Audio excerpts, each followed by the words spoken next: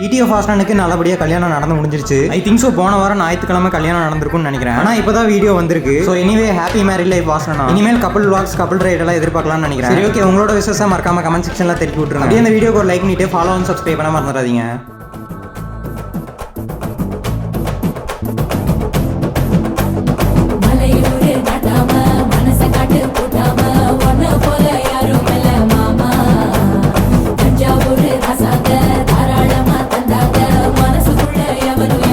எப்படி கட்டணும்னு தெரியலடா. ஐயோ உனக்குன்னா கட்டி கலையும் தான் தெரியும்.